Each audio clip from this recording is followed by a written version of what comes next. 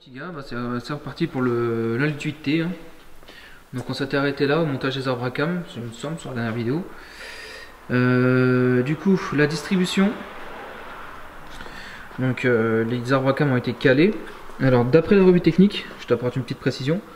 Je ne sais pas si ça va se ressentir, mais bouge pas. En fait, tu vois, sur le maillon qui est ici, tac, et bah tu vois, si je me mets bien en face là, tu as la flèche qui est en face de la clavette, et le maillon de chaîne ici, il est décalé. Tu vois, si tu tires un trait droit, il n'est pas en face. Alors ce qu'ici, tac, si tu tires un trait droit sur le maillon, il est en face pile poil. Et ici, tu vois, ma flèche, donc ça c'est normal, ça c'est dans la revue technique ça. Et tu vois, ma flèche elle tombe pas en face de la clavette. Mais quand j'avais démonté, si tu peux regarder sur mon ancienne vidéo d'ailleurs, j'avais fait voir, et ben cette flèche est en face de la clavette, et la flèche ici n'était pas en face de la clavette. Donc moi je vais remonter comme ça, comme c'est. De toute manière je pense que je peux pas le décaler ce truc là, vu qu'il faut 16 galets entre ici et ici. Tu vois, tac. Au niveau du galet ici, là, en fait, au niveau de ce galet là et ce galet ici, il y en a 16. 1, 2, 3, 4, 5, 6, 7, 8, 9, 10, 11, 12, 13, 14, 15. Et le dernier, le 16e. Celui qui est un peu décalé, tu vois. Ce qui est normal. Donc, je vais te montrer comment on va faire la distribution. On va mettre un kit de modification de tendeur. On va changer. Là, à la base, ici, tu as un tendeur hydraulique qui vient ici, là. Et bah du coup là on va mettre un tendeur manuel avec un kit de conversion Bartec. Donc voilà, c'est parti. Oui, et de toute manière je remonte ça comme ça parce que ça fait au moins 50 fois. Ça fait au moins 50 fois que je redémonte. Donc là, cet arbre à cam là, je suis bien calé. L'autre, je suis à 16e maillon. C'est à titre indicatif ça. Il n'y a rien de précis. C'est marqué sur la revue technique. Ça, c'est simplement à titre indicatif. Et puis quand je mets mon cache-culbuteur, ici tu as un trait là. Tac. Et ben, il correspond bien au trait qu'il y a sur le cache-culbuteur. Donc cet arbre là il est bien calé. L'autre bah, il est comme je l'ai démonté en fin de compte. Et c'est un moteur qui tournait, c'est un moteur qui était dans une voiture. Donc voilà, de toute manière j'ai voulu le démonter plusieurs fois, je suis jamais réussi à tomber pile poil en face des flèches. Dans tous les cas, là je vais vous faire voir comment on fait la distribution avec le kit de conversion Bartec pour virer le tendeur hydraulique qui se trouve par là, tac, ici. Donc voilà, c'est pourquoi est composé le kit Bartec. Tu vois, ça c'est pour. Alors ça là, les 1, 2, 3, 4, 5, les 6 pièces que tu vois ici, c'est pour remplacer ça. Alors ça c'est le tendeur hydraulique qui vient pousser, ici tu avais une languette avant sur le galet tendeur, et ce tendeur là, cette pression hydraulique là venait pousser le tendeur pour que la courroie soit toujours bien tendue. Donc on enlève ça pour supprimer ça, ça évite des ennuis. Donc ça c'est un kit Bartec, tu vois, tuning Hund Motorsport, il n'y a même pas de référence. Pour l'étude T, il n'y a même pas de référence, tu vois. Enfin, tu vas sur leur site, tu le trouves direct, hein, c'est assez simple.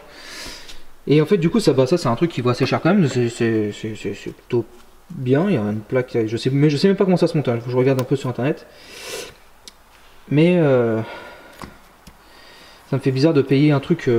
Enfin, pas moi, mais ça me ferait bizarre de payer un truc assez cher pour avoir ça. T'es prêt? 1, 2, 3, tac. Bon, je dis pas que c'est de la merde, mais bon. Voilà quoi. Bon, allez, c'est parti. Donc, tu vois, si tu veux recaler ton vilebrequin, c'est en un étude comme ça, vu que t'as pas de pige à mettre dans le vilebrequin comme sur les TDI, tu remets ta tôle, ici, là, juste la tôle du bas, et je vais te montrer un truc.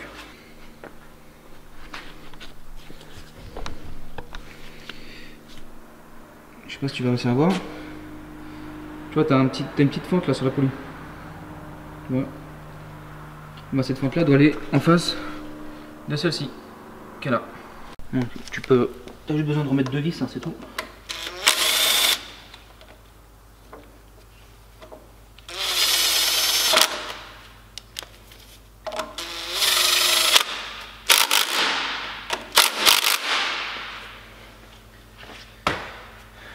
Donc voilà, là je suis un petit peu décalé vers la droite, il va falloir que je remène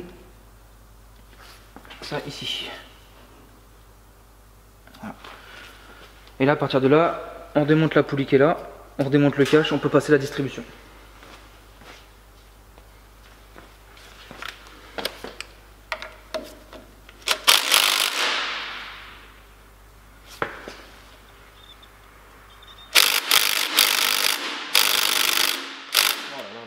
parce que ça me prend la tête et tout.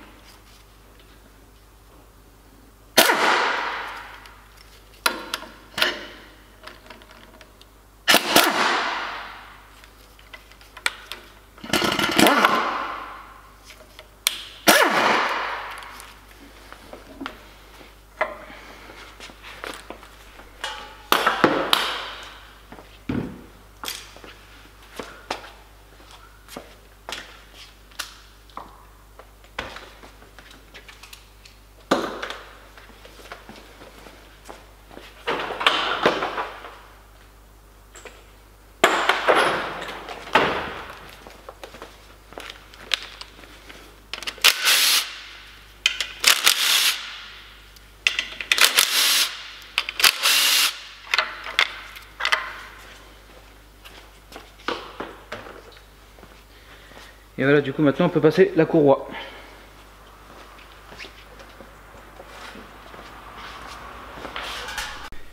Alors, ceci est une courroie de distribution renforcée. Alors renforcée, voilà, pour un étude T, voilà la référence. La référence c'est CB29 de la marque Kencams. Donc tu as juste à monter ça et là tu as notre référence. Voilà la référence. Et l'autre référence. Donc voilà, maintenant ce que je vais faire, c'est que je vais dévisser la poulie qui est là, et je vais changer le joint spiqué derrière. Et je te reprends juste après.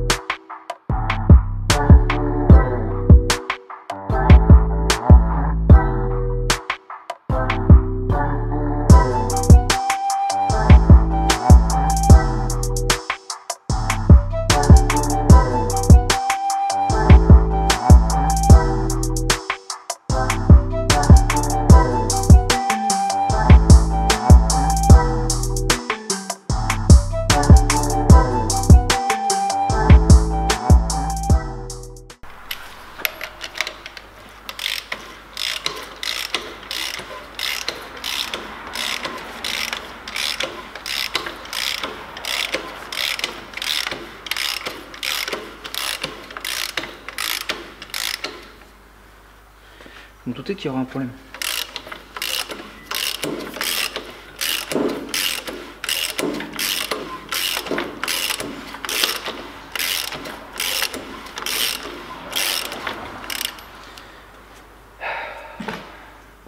La courroie se décale, elle sort. Bon, de retour sur le 1 litre 8T. Donc, pour l'admission, on va installer une petite cale en téflon là. Donc à quoi ça sert? C'est une cale qui permet une isolation thermique en fait entre la culasse et le collecteur, ce qui permet de ne pas avoir de point de chauffe en fin de compte à ce niveau là. Comme ça là, les températures d'admission restent assez faibles, parce que de toute manière plus l'air est frais mieux c'est, hein. Donc du coup ça permet qu'il n'y ait pas de point de chauffe à ce niveau là et que l'air reste fraîche le plus longtemps possible. Donc c'est une cale d'isolation thermique, rien de fou, c'est pas scientifique, rien, mais bon, ça plus plein de petites choses comme ça plus plein de petites pièces montées, ça fait pas mal de choses à la finale. On peut grappiller quelques petits trucs.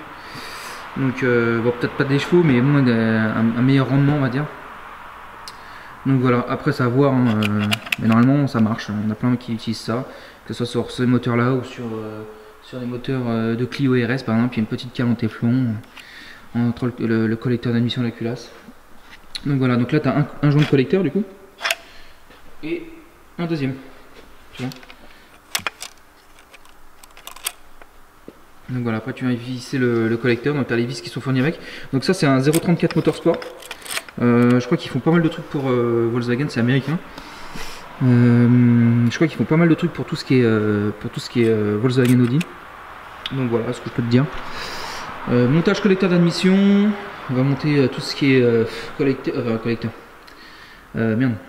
Support d'alternateur, Calarstar, support de filtre à huile, enfin tout ce merdier là quoi. Et puis derrière on va monter le turbo, collecteur. Ouais, parce que ça c'est pas sa config, hein. Ça c'est pas ce turbo là qui va rester dessus. On voulait partir sur ça, mais c'est trop long. On aurait dû pas prendre ce collecteur là. Et puis ce turbo là ne va pas pour ce qu'il veut faire. Donc du coup, il voulait un turbo mais plus disponible. Avec le Covid, il y a beaucoup de... Je sais pas si c'est le Covid qui a bon dos ou si c'est, je sais pas, s'il y a vraiment une crise de pièces, de matériaux, tout ça. Mais en tout cas, il pouvait plus avoir le turbo pour le moment. Rupture. Donc du coup, on va partir sur un turbo hybride, donc, qui est plus petit, qui sortira moins de puissance, mais au moins la config est là. Et il aura juste à changer son turbo quand il sera disponible. Et voilà. Donc oui, le collecteur n'était pas bon. Là, on va partir sur un collecteur d'origine avec un turbo pas hybride, mais plug and play.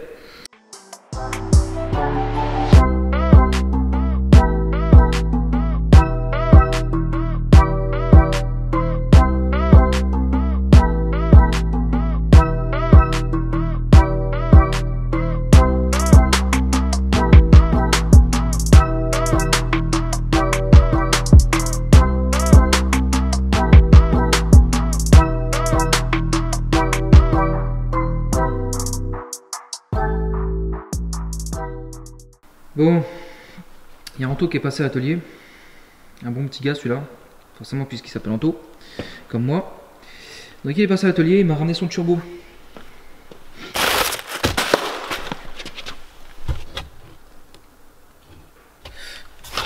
Turbo hybride. Voilà. Donc c'est livré avec un manuel, des joints. Et il y avait autre chose aussi avec. Il y avait... Voilà, il y avait ça. Des goujons, des raccords, des ressorts plus durs pour la wasguette. Arrivé retour d'huile, je pense. Ouais, ça va être ça. Et les goujons. Et puis les écrous. Donc voilà, on va installer ça. L'alternateur, je me rappelais plus du tout, mais... un tout neuf là. On va encore monter l'alternateur neuf, enlever la pompe de DA, monter, on va finir la distribution du coup. Ce que j'ai enfin reçu, je vais te montrer. Voilà, le rectifieur m'a enlevé 1 mm, ce qu'il fallait. Donc avec ça normalement la couronne ne devrait plus dépasser. Comme ceci. Les injecteurs, je peux pas les monter. Parce que, tu vois là, ils sont pas dedans, tu vois. Je sais pas si tu vas réussir à voir quelque chose. Tu vois. Ils tiennent pas en fait. Il existe des cales qui vont sur les injecteurs. Bien.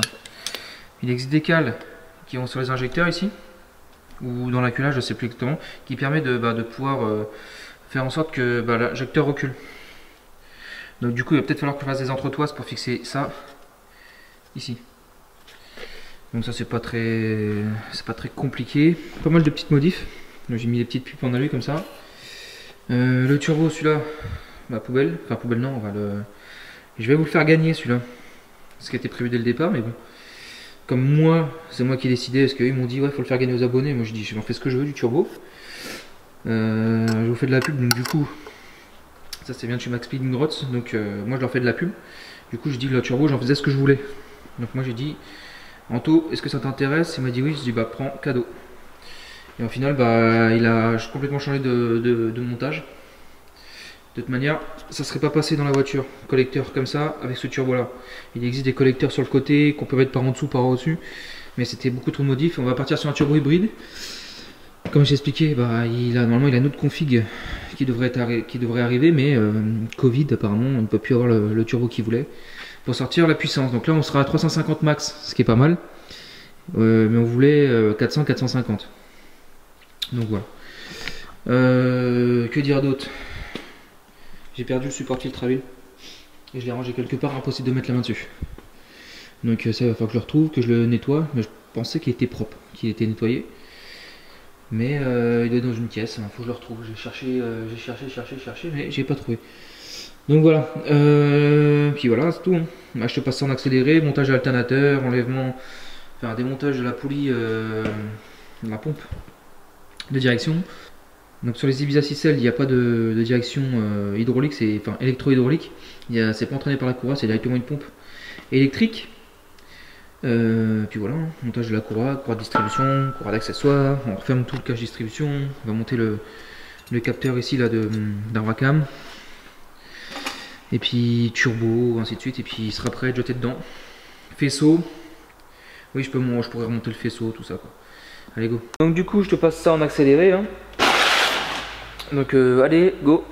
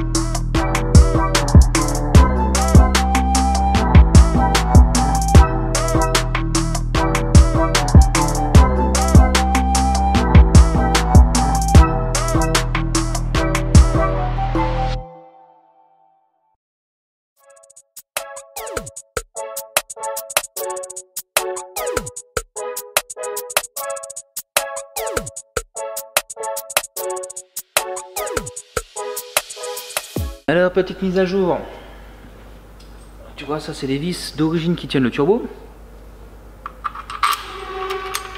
Désolé pour le bruit. Collecteur beaucoup plus gros que l'origine, donc forcément goujon beaucoup plus court. J'ai trouvé des vis à la bonne taille, des vis en 12/9 de palier de Villebrequin de TDI.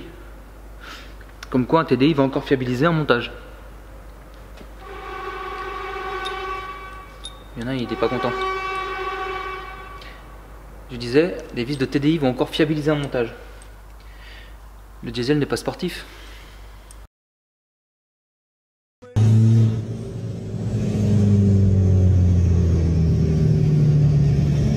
Ah bon?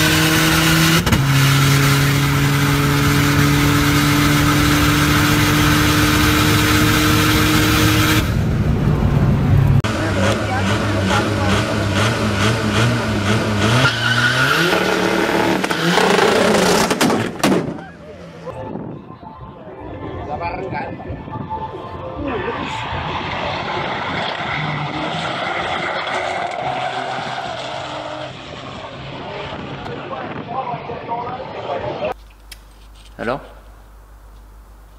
Vas-y, argumente.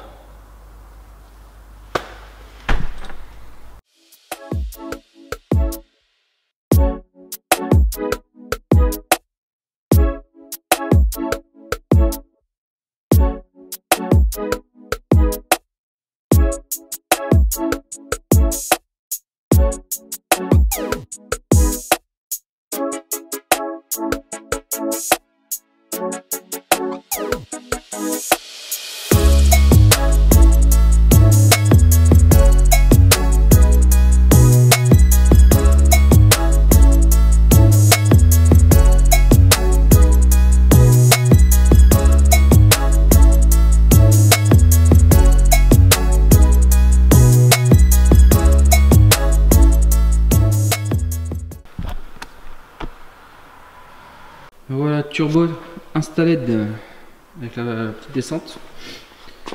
Donc, petit souci sur le turbo, ou peut-être le collecteur. Donc voilà, petit souci. Alors, je crois que c'est le collecteur qui est pas, comme c'est pas le collecteur d'origine. Là, en fait, tu verras rien, mais ici, tu vois la plaque de fixation là, bah, le trou il est plus en face. Et là, pareil, là on voit un peu mieux là. Donc, il va falloir que je modifie ça pour pouvoir fixer tout ça. Le tuyau il est passé là, celui-là va être passé là. Là il va falloir que je récupère le carter de distribution de l'origine pour Ibiza. Parce que le support moteur d'Ibiza ne va pas avec ce cache là. Je peux pas mettre le support. Voilà, j'ai remis du rideau. Du rideau de ce côté, je vais mettre les colliers. Là je vais remettre le support filtre avec le refroidisseur d'huile en dessous, les durites. Mettre la jauge. Et on va commencer à faire passer le faisceau tranquillement. Bon les petits gars, montage turbo terminé. Bon bah j'ai confondu complètement tout le moteur, hein. J'ai monté le moteur à l'envers. Bah ouais, celui-là c'est un moteur de Golf 4. Et du coup bah nous c'est une Ibiza Cupra, une Ibiza 6L. Donc le petit cache distribution ici, bah, j'ai dû reprendre celui de l'Ibiza. Le support moteur de l'Ibiza ici, avec la grosse vis du galet tendeur ici, ça va pas. Il va falloir que je modifie toute cette partie centrale, que j'enlève toutes les arêtes qui sont là pour pouvoir le fixer. Ensuite, oui, toutes les durites de refroidissement, moi j'ai tout repris de ce moteur d'origine. Mais en fait, il n'y en a aucune qui va correctement, on va dire. Donc là, j'ai commencé à faire toute la modification. La pile d'admission aussi. La mission, elle va pas là. Faut que je reprenne celle qui est d'origine pour les durites de dépression. Parce que tu vois, par exemple, celle-là, le diamètre qui est là, bah, jamais il rentre là-dedans, tu vois. Donc c'est plein de petits trucs comme ça qui m'ont fait perdre énormément de temps. Donc je sais pas ce que va donner la vidéo. Mais en tout cas, on va sortir ça pour avoir un peu l'avancée des travaux, quoi. On en voit le bout. On en voit le bout. Bon, c'est pas terminé, il y a encore plein de modifs à faire. Mais ça devrait le faire. Du coup, comme je disais, une RS3 peut en cacher une autre.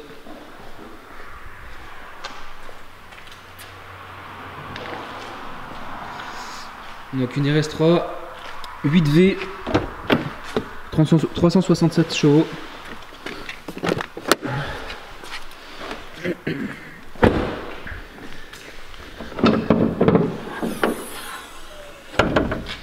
Moteur CZGB comme l'ancienne, enfin l'autre que j'ai faite. À ton avis pourquoi elle est là? Un moteur cassé. Donc il va y avoir une série de vidéos aussi là-dessus.